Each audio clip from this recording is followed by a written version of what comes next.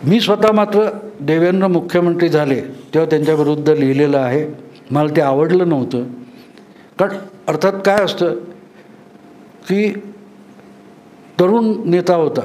जसं जयप्रकाशांच्या आंदोलनामध्ये एक पिढी उभी राहिली नेत्यांची, आणि आज जे आपल्याला सगळे ज्येष्ठ नेते दिसतात ते त्यावेळेचे तरुण होते.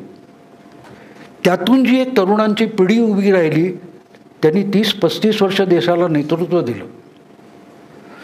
माझी अपेक्षा अशी होती की अण्णा हजारेंच्या आंदोलनातून असं होईल, काही होईल. पण ते काय केजरीवाल तयार झाला. आमच्याकडे मालवणी भाषेत केल्डवाल म्हणतात त्याला, माकडाला केल्डवाल म्हणतात.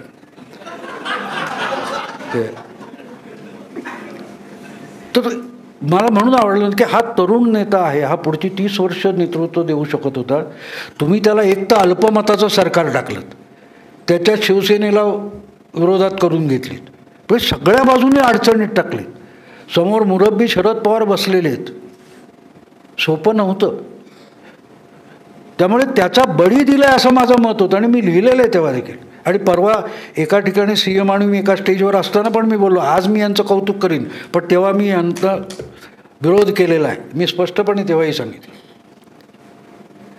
पण मग माझ्या जसं मला सवय असते की मी विचार करत जातो की माणूस असा का बोलला, कशाला बोलला. मग माझ्या लक्षात एक आलं की ही मोदी शहांची स्टाईल आहे, पर्टिक्युलर मोदींची स्टाईल आहे की तुझ्यात पोटेन्शियल असेल तो उचलून पाण्यात टाकला, आता पोह नाही तर बुडून मर. आणि ही खोटी गोष्ट नाही. माझी मुलगी लहान असताना ज्या पेडियाट्रिशियनकडे जायचो, लोहे म्हणून होते, तर अतिशय हुशार आणि बुद्धिमान आणि अनुभवी माणूस होता तो. तर त्यांनी त्यांच्या आयुष्यातला एक किस्सा सांगितला. ते म्हणाले माझ्या मुलाला, त्यांना जो मुलगा झाला होता त्याला 3ऱ्या दिवशी पोहायला लावले, जन्माच्या 3ऱ्या दिवशी. तर म्हणे माझी आई भडकली होती, त्यांची आई. अरे म्हणे तू जन्म देत नाहीस, मी आई आहे, मला कळतं. तर त्याने आईला उत्तर दिलं की तू 2च मुलांना, मी आणि माझ्या भावाला जन्म दिलास, मी रोज 12 मुलांना जन्म देतो आहे यांच्या मदतीने. त्यामुळे मला कळतं की पाण्यात टाकलं तर मूल 3ऱ्या दिवशी पण पोहू शकतं, हे त्या माणसाने सिद्ध केलं होतं. आणि ती मला मोदींची स्टाईल वाटते. आज तुम्ही ज्या देवेंद्रांचं कौतुक करताय ती पहिल्या दिवशी परिस्थिती नव्हती, लक्षात घ्या, नव्हती. पण तो संयम राखायचा, ती कुवत ह्या माणसाकडे आलेल्या. गेल्या वर्षी बघा ना तुम्ही, मराठा आरक्षणाचा विषय होता, आषाढी एकादशीला ते गेले नाहीत, मराठा संघटनांनी विरोध केला. तर यावर्षी त्याच मराठा संघटनाला या आम्ही तुमच्या स्वागताला उभे आहोत. तो जो संयम असतो की नाही सत्ता आहे तर मी तुम्हाला आरपार करून जाईन, नाही. ही जी राजकारण जे आहे, सत्तेचं राजकारण असतं, हे 2 रुळांवर चालतं.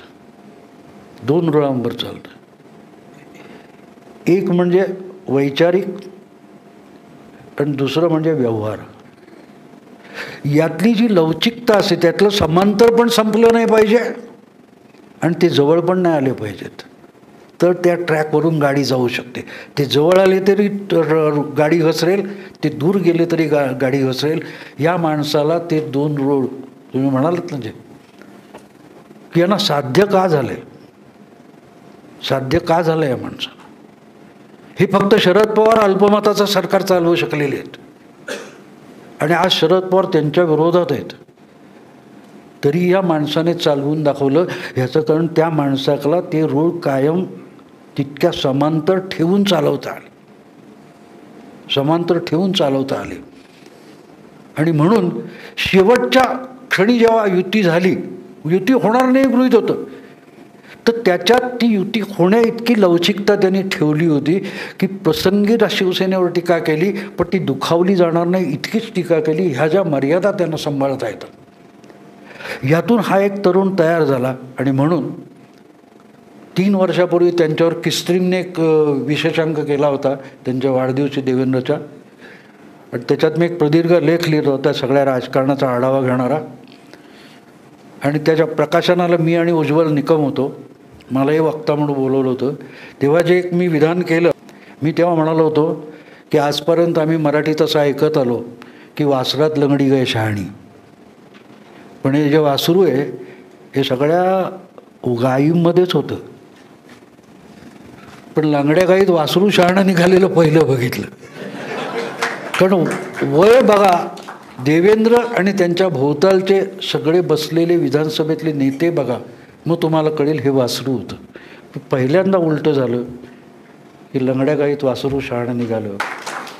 ही जी अशी सेमिनार आपण भरवतो ना, ही 70 वर्ष चालू आहेत. फरक का पडत नव्हता?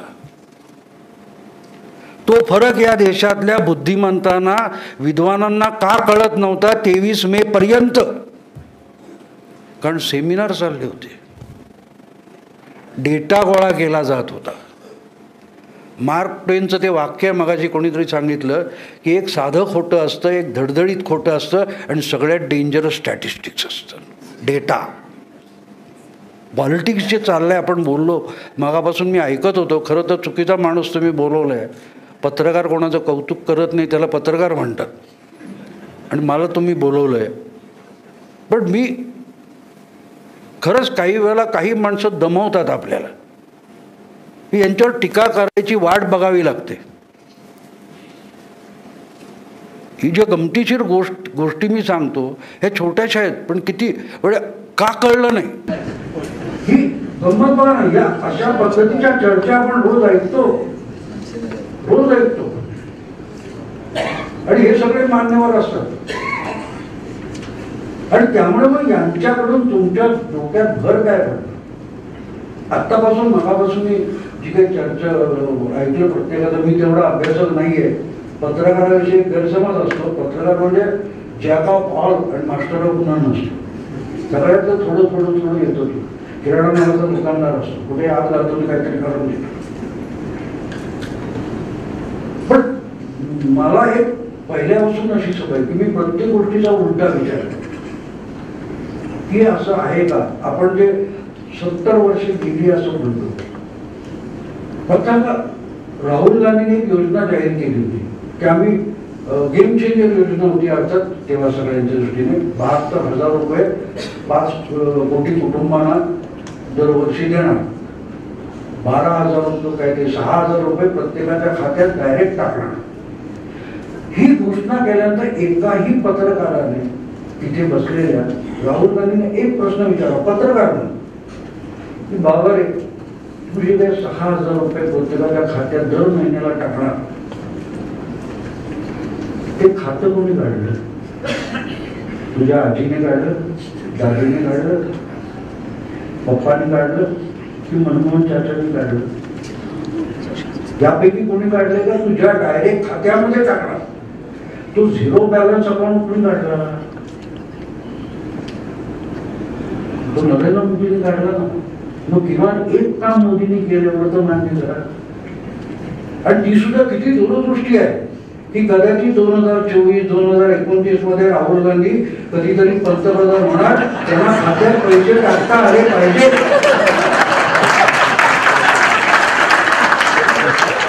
याला दूरदृष्टी म्हणतात. बाकी मोदींनी काही केलं नाही, पण राहुल गांधी त्यांनी दुर्दैव बघा मित्रांनो. तुम्ही या देशाच्या सगळ्या चळवळी जेव्हा बघता, लढे बघता, समस्या काय म्हणतात का तुम्हाला देशाची?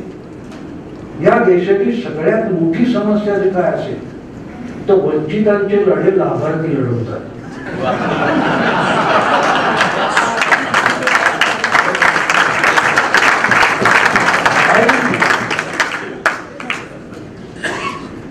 370 कडे बघताय, लढत कोण होते? सगळे लाभार्थी.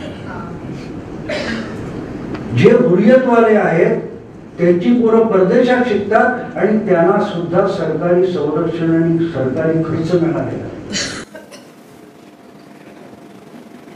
या देशातले सगळ्यात जास्त वंचित चंद्रपूर गडचिरोलीला राहतात. नक्षलवादी माओवादी सांगतात मतदानाला गेल्यात गोळ्या घालू, जीव धोक्यात घालून ती माणसं 5-5, 7-7 किलोमीटर चालत येऊन मतदान करतात. 90, 92, 93% मतदान होतं. काय मिळालं त्यांना 70 वर्ष? काही मिळालंय? नाही. सगळ्यात वंचित मतदार तिथला आहे. 90-93% मतदान होतं. आणि टी व्हीवर बसून आमचे मान्यवर पण बोलतात, शोभाडे, लोकशाही कशी बुडाली. कप परेड, पेडर रोड, मलबार हिल, मतदान 28%. फरक लक्षात घेतला. प्रॉब्लेम समजून घ्या मित्रांनो. 70 वर्षात या देशामध्ये ज्यांनी प्रॉब्लेम, ज्यांच्या आयुष्यात समस्या नाहीत त्यांनी समस्या सोडवाव्यात ही अपेक्षा आहे आपली. ही आपली झालेली पहिली चूक आहे. आणि मी आता परत सांगितलं तुम्हाला गमतीशीर की आपण आयुष्यभर ऐकत आलो. मला कथा, भाकड कथा खूप आवडतात, पुराण कथा खूप आवडतात. परिसाच्या स्पर्शाने भंगाराचं सोनं झालं, लोखंडाचं सोनं झालं, आपण ऐकतो. कुणी बघितलंय? पण माझा या गोष्टीवर विश्वास आहे, तुमचाही आहे, तुमचाही आहे. कारण 70 वर्षात तुम्ही भंगाराचं सोनं होताना बघितलेलं आहे. प्रत्येक निवडणुकीनंतर 5 वर्षात एखादा नवा माणूस काय सोनं झालं याचं जायला बोलता ना. त्याचं सोनं करणारा परीस कोण असतो, त्याचं भंगार होतं. ही गोष्ट सांगतात आपल्याला तेव्हा अर्धवट सांगितली जाते की लोखंडाचं, परिसाच्या स्पर्शाने लोखंडाचं सोनं होतं, भंगाराचं सांगितलं जातं, पण परिसाचं काय होतं सांगितलं जात नाही. ह्या तक्रारी मी मगापासून ऐकत होतो, ह्या सगळ्या परिसांच्या होत्या. कारण त्यांनी कुठे स्पर्श करायचा हे विसरून चुकीच्या जागी स्पर्श केला. त्याचे परिणाम आपण भोगतो, कारण आपण परीस असतो. मत हा परिस्पर्श आहे मित्रांनो. आपण कुठे दिलं, आपण कोणाला मत देतो याचा विचार करतो. पहिल्यांदा हळूहळू लोक तो विचार करायला लागले. पहिल्यांदा मी सांगतो, हे सगळं झाल्यानंतर विनोदाची गोष्ट अशी आहे की मुंबईतल्या एका प्रतिष्ठित इंग्रजी दैनिकाने त्यांच्या संपादकीय स्टाफ समोर मला अभ्यासवर्ग घ्यायला बोलवला की 300 हा आकडा तो नंतर सगळ्यांच्या नरडीत अडकला. चला ह्याने सर्वे घेत नाही, काही नाही, हा खुराड्यात बसून ब्लॉग लिहितो, याने 300 काढले कुठून. तर मी त्यांना स्पष्ट पहिल्यांदा सांगितलं की मित्रांनो, मी बोलीन खूप, समजावेन खूप, पण समजणं तुमच्या हातात आहे. ते माझ्या आवाक्यातली गोष्ट नाही. आणि कदाचित तुम्हाला समजणार नाही. मी कितीही समजावीन पण तुम्हाला समजणार नाही. का समजणार नाही? आमच्याकडे तुमच्यातले बरेच मुंबईत येऊन गेले असतील. दादर, डोंबिवली, कल्याण, ठाणा, तिथे ट्रेनमध्ये चढायचं म्हणजे काय संघर्ष असतो. LOC परवडली इतकं भयंकर असतं. तर एक विनोद मी ऐकला होता की डोंबिवलीला रात्री 10-11 नंतर 2 माणसं ट्रेनमध्ये चढली आणि एकमेकाला अशी खेटून चिकटून बसली. चिकटून उभे चिकटून आहे तसे. तर डोंबिवलीहून गाडी सुटली, ती दिवा क्रॉस झालं, बुमरा क्रॉस झालं, तरी हे एकमेकाला खेटून. शेवटी आत बसलेला एक माणूस उठून आला, तुम्ही असे का उभे आहेत म्हणाले. तुम्ही म्हणे आम्ही डोंबिवलीला चढलो, डोंबिवलीला गर्दी असते ना. अरे आज झोपायला बाकावर जागा आहे म्हणाला. तो म्हणाला काय सांगता, मग ते बाजूला झाले. याला मान्यवर म्हणतात मित्रांनो. त्यांना समोर असलेलं दिसत नाही. शेखर गुप्ता पण सांगतात मी डोंबिवलीत चढलो. कळलं? आणि आपण यांच्याकडून समस्या सोडवण्याची अपेक्षा करतो. 370 म्हणजे काय होतं? या किती लोकांच्या डोक्यात आलं 370 म्हणजे काय आहे ते? आतून कडी घातली आणि बोंबलत बसलोय, दार कसं उघडणार, दार कसं उघडणार, दार कसं उघडणार. अरे आम्हीच 370 आम्हीच टाकू शकतो ना. अरे आता गंमत बघा की काम होतं ते कळलं पाहिजे. मी तुम्हाला दाखवू शकतो, बघणं तुमच्या हातात आहे मित्रांनो. बघणं आपल्या आपल्या हाती असतं. सूर्य उगवून उपयोग नसतो. डोळे उघडे असावे लागतात आणि डोळे सुद्धा दगा देतात. आज जे आपण बघतो ना, मला सगळे म्हणतात की तुम्ही इतके जुने, मला काही पत्रकार ह्याच्यात व्याख्यानाला बोलवते, तर मी सांगतो की ते अनेक पत्रकार तरुण नवी मुलं असतात, ती विचारतात तुम्ही एवढे जुने असून प्रतिगामी लेखन कसं करतात. म्हटलं मला पुरोगामी प्रतिगामी काही कळत नाही, म्हटलं तुमच्याकडून शिकतो, म्हटलं तुम्ही शिकवाल मला पुरोगामी काय प्रतिगामी. म्हटलं अरे आरसा पण सत्य दाखवत नाही, आरसा बघता तो आरसा उजव्याला डावं दाखवतो, डाव्याला उजवं दाखवतो. आज तेच झालेलं आहे, कोण डावा आहे तो कळत नाही, कोण उजवा आहे तो कळत नाही. इनफॅक्ट माझं एक व्याख्यान 4 तारीखला आहे, ते मी त्याला पुरोगामीच झालेत प्रतिगामी, आणि त्याचं उदाहरण मी तिथे दिलं की ट्रिपल तलाक घ्या मित्रांनो, ट्रिपल तलाक.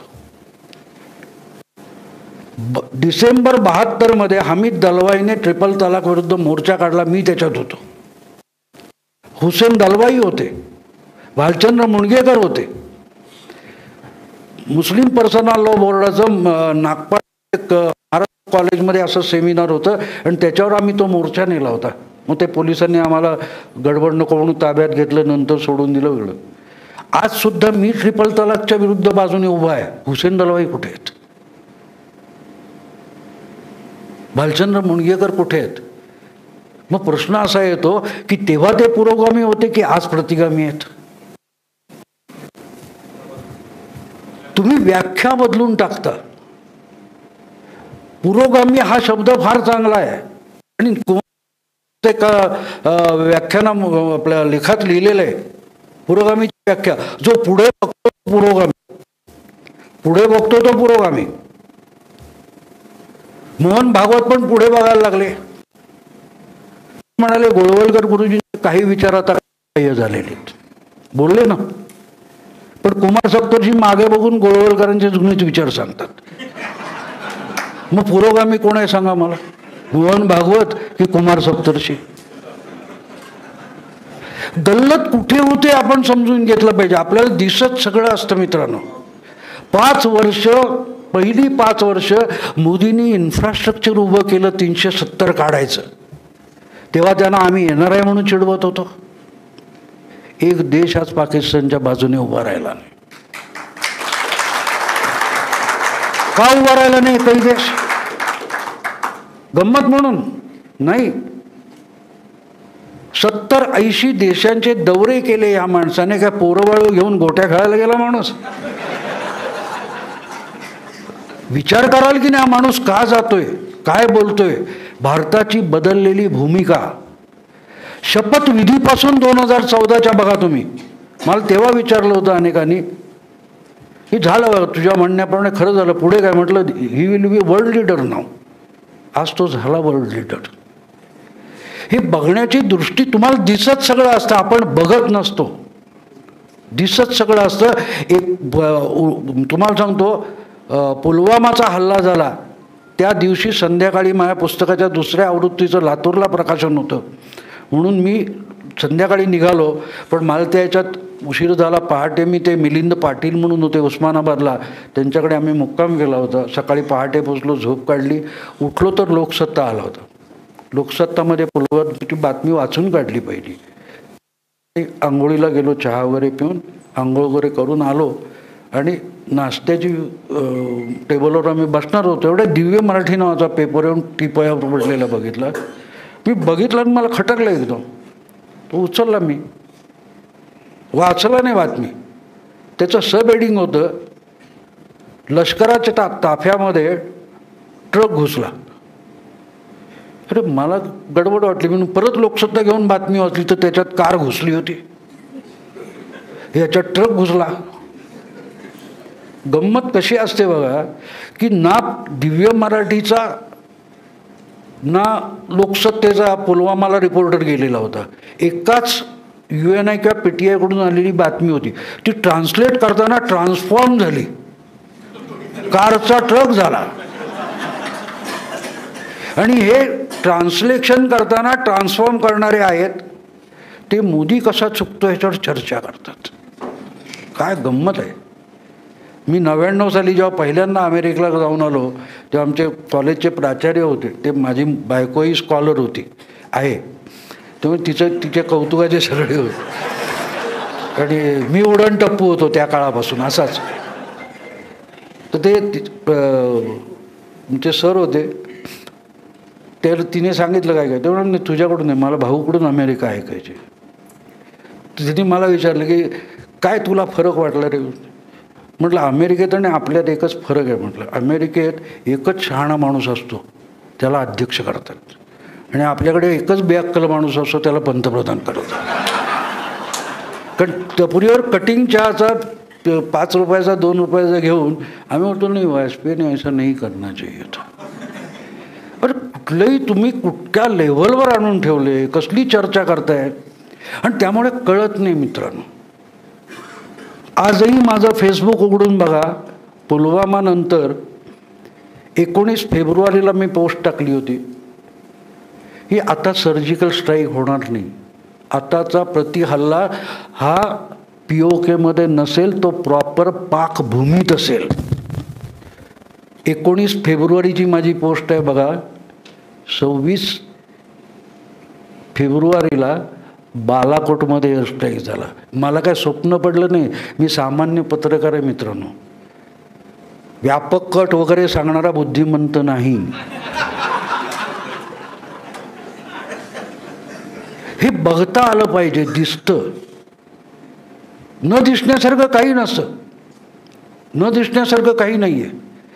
हे जो मला एक तुम्हाला गंमत सांगतो की 2 सरकारांमध्ये फरक आहे. मी दिवाळीला मी मुंबईत राहत नाही, फटाक्याचा धूर असतो, माझ्या बायकोला दम्याचा त्रास आहे, आम्ही मुंबईबाहेर जातो.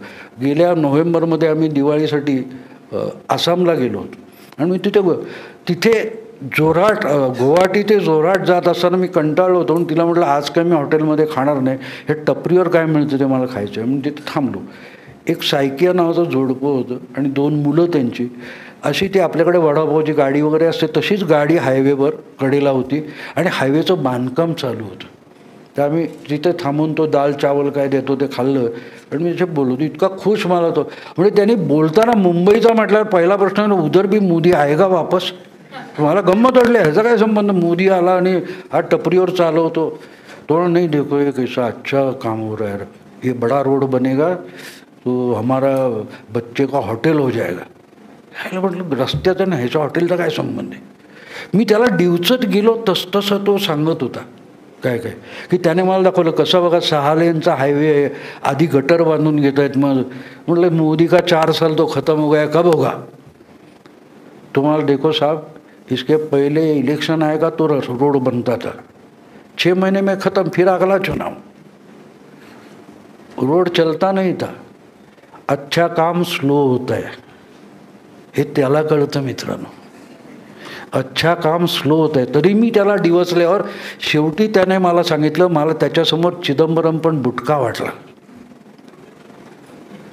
त्याला डिवचत गेलो शेवटी तो म्हणाला, एक आदमी कर रहा है अच्छा काम, करने दो उसको.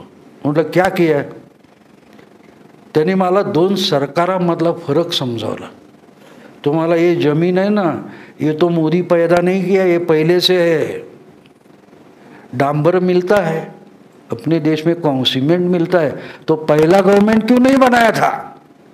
किती बेसिक फरक सांगतो माणूस बघा, एक सामान्य टपरीवाला. आणि त्याला बघायचंय आणि बुद्धिमंत असतात त्यांना बघायचंच नसतं. हे शेखर गुप्ताने स्वतः सांगितलं. आम्हाला दिसत होतो, आम्ही गावोगाव UPच्या फिरत होतो, आणि ते गॅस मिळाला का, तो का नाही मिळाला, तुला कोणाला मिळाला का, आम्ही डोकावून बघायचो, आणि दिसत होतं, आम्ही बघत नव्हतो. मुद्दा तिथे असतो मित्रांनो. तेव्हा सबका साथ, सबका विकास, सबका विश्वास. ते विश्वास तुम्हाला ठेवायचाच नाही आहे तर उपयोग काय. सबका विश्वास कधी येणार. म्हणजे तुम्ही मला सांगा, एक तुम्ही बसले तिथे सगळे पालक आहात किंवा त्या वयाचे आहात, ज्या शाळेत रोज सगळीच पोरं नापास केली जातात त्याच्यात पोर घालाल का हो तुम्ही. पण जे संपादक रोज उठून मोदी कसा चुकला एवढंच लिहितात, त्यांना मोदी दाद कशाला लिहिल. मला एका ज्येष्ठ पत्रकाराने, आमच्या सहकार्याने जुने विचारलं की मोदी असाच दादागिरी करत जाईल का रे. म्हणजे सगळ्यांनी घाबरून जायचं. म्हटलं कशाला घाबरायचं, मी नाही घाबरत, तुम्ही कशाला घाबरता. नाही पण मोदी कधीच घाबरणार नाही. म्हटलं घाबरेल. म्हटलं एक मार्ग आहे मोदींना घाबरवायचा. बरोबर काय म्हणजे बरखाद आहेत, राजदीप सरदेसाई, कुमार केतकर आहेत, त्यांनी रोजच्या रोज धो धो मोदीचं कौतुक सुरू करावं, ज्याला झोप लागणार नाही. पण आज तरी मोदींसाठी एक सोपी मोजपट्टी आहे. हे लोक शिव्या घालतायत म्हणजे बरोबर काम करतोय. ज्या दिवशी तुम्ही चुकून चांगलं म्हणाल त्या दिवशी मोदी गडबडतील. आणि कसं अंधत्व येतं बघा. मोदींनी त्या अक्षय कुमारला दिलेल्या मुलाखतीत ममताविषयी चांगलं सांगितलं की ते ठीक आहे म्हणजे राजकारण, लेकिन वो अभी भी मुझे मिठाई भेजती है, 2 खुद परचेस करके कुर्ता भेजती है. आता मोदी बोलला मग चूक आहे ना. मग ममता म्हणाली काय म्हणाला, असं म्हणाला, पुढच्या वेळेला त्याला लाडूत माती घालून पाठवेल. ती स्वतःच आपण कसे नालायक होते सिद्ध करायला निघाली. कशी परिस्थिती असते बघा, किती डोळे झाकले जातात. अरे त्यांनी तुझं कौतुक केलंय, तू कशाला बोलते त्याविषयी. पण तो बोललाय ना. एक गमतीशीर विनोद त्याच्यासाठी सांगेन. एक साऊथ इंडियन होता आणि तो ट्रेनने चालला होता. ते मोठे बोजे घेऊन आला, त्याला ते वर चढवता येणार. एक शीख सरदारजी बसला होता. तो म्हणाला क्या यार, हट, इडली डोसा खाने से का होता, पराठा खा, ताकद आती आहे. तो उठतो, त्याच्या बॅगावर टाकतो. वा बरोबर. मग ह्याला काहीतरी काढायचं, हट म्हणतो, तुला उचलणार का म्हणतो, इडली डोसा खाताय. सारखी त्याची हिटळणी करत असतो. जो शेवटी साऊथ इंडियन चिडतो. त्याला म्हणायचं तर साला फारच चालेल आहे ना बाबा, तुला ताकद आहे, मला नाही, किती वेळ बोलशील.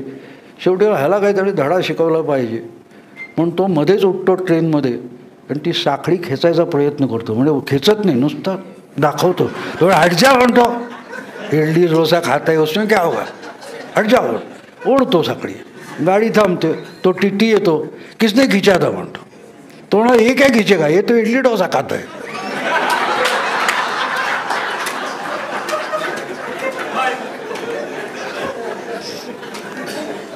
हा मोदी असतो. तो 5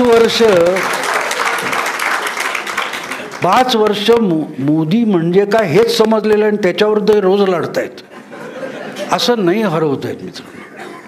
तुम्हाला ज्याला हरवायचं असतं त्याच्यासाठी तुम्हाला त्याला समजून घ्यावं लागतं. यांनी 5 वर्षात त्या माणसाला समजूनच घेतलेलं नाही. म्हणजे तुम्ही ऐकले असं वेडा बनून पेढा खातो वगैरे आपण बोलतो. पण हा पहिला माणूस बघितला वेडा बनून पेढा खिलवतो. केशूबाईंना पण खिलवला. 2012 केशूबाईंना पेढा खिलवला ना सगळ्यात पहिल्यांदा जाऊन. हरवलं कोणाला होतं. तर समजून घ्या. आणि समजावणारे खूप असतात माणसं मित्र. आपण समजून घ्यायला तयार पाहिजे. मला आठवतं की मोदी जेव्हा उमेदवार झाले तेव्हा अशोक सिंगलची मुलाखत त्या राहुल कंवलने घेतली होती. तो मोदी का वाजपेयी होगा क्या वगैरे असं काय काय विचारलं होतं. तर अशोक सिंगलने एक असं उत्तर दिलं की मला खटकलं, मला ते कळलं नाही. पण कळलं नाही की तो विषय माझ्या डोक्यात घुटमळत राहतो. तो बोल नाही वाजपेयी नाही होगी. तो ना क्यों नाही होगी. तर त्यांनी सांगितलं की वाजपेयींची मोदी हा वाजपेयींसारखा लोकप्रिय नाही, तो नेहरूंसारखा लोकप्रिय आहे. मला गंमत वाटलं हे काय उत्तर झालं. अर्थात ते राहुल कंवलला तेव्हा काय कळलं नाही, मलाही कळलं नाही. पण डोकं चालवत गेलो. म्हटलं ह्याचा अर्थ काय होतो. वाजपेयीमुळे मतं मिळतात असं नाही, नेहरू मतं मिळवायचे नेते होते. वाजपेयी ल्युटियन्स दिल्लीमध्ये लोकप्रिय होते. मोदी ल्युटियन्स दिल्लीमध्ये लोकप्रिय नव्हते. आणि मी गेल्या वेळेला लिहिलेल्या पुस्तकाचा पण पहिला भाग जेव्हा त्या लेखमालेचं पुस्तक करायचं झालं त्यावेळेला मी मुद्दाम एक लेख त्याच्यासाठी नवा लिहिला होता. तो लेख होता असाबियाचा आधुनिक अवतार. हा तुम्हाला आज सांगणं का अगत्याचं आहे. असाबिया म्हणजे इब्न खालदून नावाचा इतिहासकार होऊन गेला. त्याने 14व्या शतकात मुकदिमा नावाचं पुस्तक लिहिले आणि इतिहास लिहिण्याचा ढाचा त्याने बदलला. तर तो असं म्हणतो की एखादी कर्तृत्ववान पिढी असते जी साम्राज्य उभी करते, राज्य उभं करते, सत्ता निर्माण करते. तिची तिसरी किंवा चौथी पिढी तेच साम्राज्य धुळीला मिळवते. हे समजून घेण्यासारखं आहे की बाबरानंतरचे जे येतात तर तुम्हाला अरब, आणि त्यांनी ती थिअरी अरबांसाठी मांडलेली की अरब का टिकून राहिले तितके वर्ष. तर तिथे सख्खा भाऊ, थोरला मुलगा वगैरे नसतं. मनगटाच्या बळावर सख्ख्या भावाची पण मुंडी उडवून तो राजा होतो ज्याच्या मनगटात ताकद असते. नसेल. आणि दुसरी गोष्ट स्थैर्य, सत्तेला स्थैर्य लागतं. राजकारण हे स्थैर्यावर चालतं. ब्रिटिशांना इथल्याच व्यापाऱ्यांनी फायनान्स केलं होतं, हे बाकीचे राजे संपवा, सुलतान संपवा, नवाब संपवा. का तर त्यांना व्यापार उदिमासाठी स्थैर्य हवं होतं. तर तिसरी पिढी का संपवते, तर पहिली जो बाबर आला किंवा जो कोण असतो फर्स्ट अमंग द इक्वल्स, तो त्यातला नेता असतो, पण त्यालाही लढावं लागतं. आणि जेव्हा राज्य मिळतं तेव्हा तो त्यांचा लीडर म्हणून राजा होतो. त्याचे सगळे सहकारी असतात, ते सरदार होतात. पण ते सरदार जेव्हा होतात त्याच्या राजा असण्यातून ते सरदार झालेला असतात. तो सगळ्यांना समान सन्मानाने वागवतो. त्याचा मुलगा ते बघत असतो, तो पुढच्या पिढीत तो राजा होतो, सुलतान होतो, पण तो त्या सरदारांना समान सन्मानाने वागवायचा प्रयत्न करतो. पण ते सगळे त्याच्यावर डिपेंडंट असतात. हा राजा आहे म्हणून मी सरदार आहे. कारण त्यापैकी कोणीही ते मिळवलेलं नसतं, लक्षात घ्या. पण त्याच्या नातवाने ते बघितलेलं नसतं. तो जो संस्थापक राजा आहे त्याच्या नातवाने ते बघितलेलं नसतं. आणि तेव्हा तो ऐकतो, माझा आजोबा पण लढला, त्याला जखमा झाल्या, काय मूर्ख माणूस होता, सैन्य पाठवायचं ना, आपण कशाला लढायचं. त्याला आजोबाच्या कर्तृत्वाची लाज वाटायला सुरुवात होते. तिथून त्या साम्राज्याचा ऱ्हास सुरू होतो. राष्ट्रवाद, देशाची एकात्मता हा काँग्रेसचा आत्मा होता. स्वातंत्र्याची चळवळ ही राष्ट्रवादाच्या पायावर झाली. आज राहुल गांधी तर त्यांची लाज वाटते. काँग्रेसचं काय झालं कळला. काँग्रेसचा ऱ्हास काय आहे तो, की आपला आजोबा, आपला पणजोबा हा स्वातंत्र्य आणि राष्ट्रवादासाठी तुरुंगात गेला. त्या राष्ट्रवादाची राहुल गांधी टिंगल करतायत, काँग्रेस टिंगल करते. कशी काँग्रेस सर्वाइव्ह होईल. हा असावियाचा आधुनिक अवतार असतो. आणि मग तुम्हाला कळेल की चौथ्या पिढीतला काँग्रेसचा अध्यक्ष आपल्या सहकाऱ्यांना कसं वागवतो. मनमोहन सिंग देशाचे पंतप्रधान होते आणि त्यांनी काढलेला अध्यादेश पत्रकार परिषदेत फाडून टाकणं, याचा अर्थ असाविया कळतोय तुम्हाला. यातून जेव्हा बाहेर पडायचं असतं तेव्हा तो सांगतो की एक जी सत्ता असते तिच्या भोवती एक वर्तुळ असतं. आत बसलेले ल्युटियन्स दिल्ली असतात, ते बाहेरच्यांना आत येऊ देत नाहीत. आणि बाहेरचे लोक आत घुसायला बघतच असतात. त्या परिघावर धडका देत असतात. They are outsiders. आणि ते बदलायचं असेल तर एक बाहेरचा माणूस लागतो. मोदी हा बाहेरचा माणूस होता. आणि मोदी जसा बाहेरचा माणूस होता तसंच लक्षात घ्या, देवेंद्र हा महाराष्ट्रातला बाहेरचा माणूस होता. तुम्हाला जो बदल दिसतोय ह्याचं कारण त्याच ढाच्यात चालत आलेली सत्ता आणि प्रशासन बदलायचं, तर त्या ढाच्या बाहेरचा माणूस, त्या परिघा बाहेरचा माणूस आवश्यक होता, ज्याला ॲडमिनिस्ट्रेशनचा महापौरच्या पलीकडे कसलाही अनुभव नव्हता. युतीचं सरकार होतं तेव्हा सुद्धा आमदारसुद्धा देवेंद्र फडणवीस नव्हते. तेव्हा ती जी सेट झालेली व्यवस्था आहे ती इमारत पाडल्याशिवाय तिथे रिडेव्हलपमेंट होत नाही. ही जी तुम्ही रिडेव्हलपमेंट बघताय ती रिडेव्हलपमेंट कुठून सुरू झाली तर त्या बदलातून सुरू झाली, बदलातून सुरू झाली. मला वाटतं मी फार बोललो आहे, आधीच आपला कार्यक्रम लांबला आहे, पण मी थोडा एक 10 मिनटं आणखीन घेईन की समस्येवर उत्तर शोधायचं असेल तर तो ढाचा का मोडावा लागतो. आजपासून 10 वर्ष तुम्ही मागे जाल तर सगळे पुण्यामध्ये सगळे तोंडाला फडकी लावून फिरत होते. स्वाईन फ्लू आला होता, सगळे तोंडाला फडकी लावून फिरत होते, आपल्याला बाधा होऊ नये, आपल्याला बाधा होऊ नये. आणि या देशातला पहिला स्वाईन फ्लूचा बळी हा पुण्यातला आहे. त्या मुलीचं नाव होतं रिदा शेख. काही गरीब वगैरे मुलगी नव्हती, चांगली खूप सुखवस्त कुटुंबातली होती आणि रुबी हॉस्पिटल हे अत्यंत महागड्या हॉस्पिटलमध्ये तिची ट्रीटमेंट झाली. ताबडतोब घरच्यांनी आणलं होतं.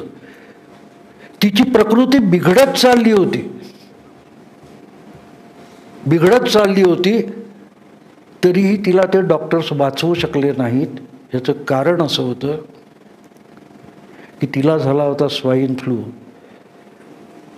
आणि ट्रीटमेंट न्यूमोनियाची चालू होती,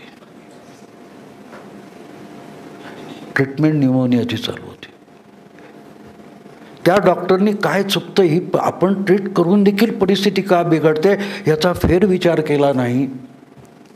डॉक्टर चांगले होते, डॉक्टर वाईट नव्हते, पण ते जिथे अडले होते तिथून पुढे जाणं आवश्यक होतं. तिथून पुढे जाणं महाराष्ट्रासाठी सुद्धा आवश्यक होतं. कारण एक सेट झालेलं, हे पक्ष आहेत, हे नेते आहेत, हे ज्येष्ठ आहेत, त्याच्या पलीकडे जायला जावं लागतं, पुढे जावं लागतं.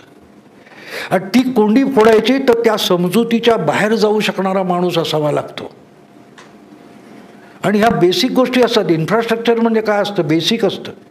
एक छोटीशी गोष्ट सांगून मी संपवीन की हे का होणार आहे. म्हणजे मी आता पुस्तक लिहिलेलं आहे त्याच्यावर विधानसभेवर सुद्धा, की युती 220 की भाजप 150 वगैरे असं पुस्तक लिहिलं आहे. कारण 220 जागे आरामात BJP येईल, युती येईल असं ते आहे. त्यामुळे निवडणुकीवर मी बोलणार नाही, कारण माझा तो अभ्यास हे आहे. पहिली गोष्ट म्हणजे ही निवडणूक कशासाठी आहे हे अजून अनेक विश्लेषकांच्या लक्षात आलं आहे. ही पहिली निवडणूक महाराष्ट्रात अशी आहे की सत्तेत कोण येणार आहे त्याच्यासाठी नाही आहे. ही निवडणूक पहिल्यांदा अशी होते की विरोधी पक्षात कोण बसणार आहे. कारण समोर लढायला कोण आहे तेच कळत नाही, समोर लढायला कोण आहे ते कळत नाही. म्हणजे मला कधी कधी मोदी किंवा देवेंद्र यांचं काही ती माझं भविष्य कळत नाही आणि माझा त्याच्यावर विश्वास नाही, पण तरी जे काय ग्रह आहेत ते तरी समजावा. पण यांना पाहिजे तसा समोरचा खेळाडू खेळतो, यापेक्षा काय असेल हो.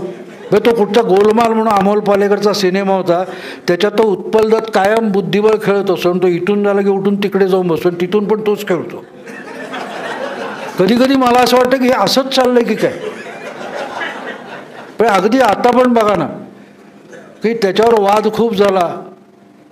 ते ट्रम्प महोदय बोलले की मी मेडिएशन करायला तयार आहे. यांची 56 इंची तो 66 इंची छाती बघून इम्रान खान परत आला आणि नाचला 4 दिवस. काय झालं, फुग्यासारखा फुटला. तर तुम्ही पाहिजे तसं जेव्हा वागता, मला गंमत वाटली. तुम्हाला एक मुद्दाम उदाहरण देईन मी, की मी 18 जून 18 ज्यावेळेला मुफ्ती मोहम्मद सईदनी राजीनामा दिला किंवा भाजपने आपले मंत्री काढून घेतले, ते काढून घेतले तेव्हा मी एका वर्तमानपत्राचा अग्रलेख लिहितो आणि मी अग्रलेख लिहिला होता त्याच्यावर.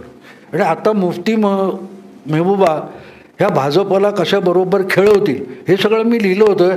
आणि तो मी ईमेल करायच्या आत तिने राजीनामा दिला. मी कपाळावर हात मारला, या बाईला अक्कल आहे की नाही. कारण 370 घालवण्यासाठी तो सगळ्यात महत्त्वाचा होता राजीनामा.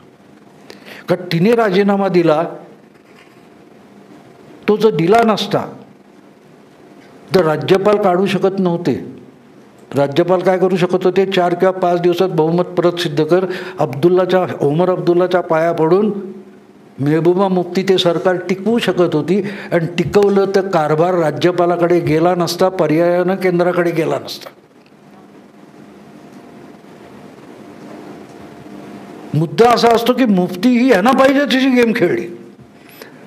मला गंमत वाटली. आणि याचं कारण तुम्हाला सांगतो की ज्या दिवशी हे राजीनामे दिले गेले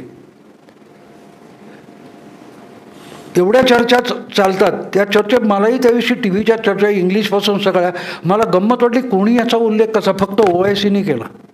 मला तो माणूस फार आवडतो, अतिशय बुद्धिमान आहे, शार्प मुद्दे काढून OIC बोलतात. पटो न पटो बाजूला सोडून द्या, पण मुद्दा पकडणं तो माणूस माहीर आहे.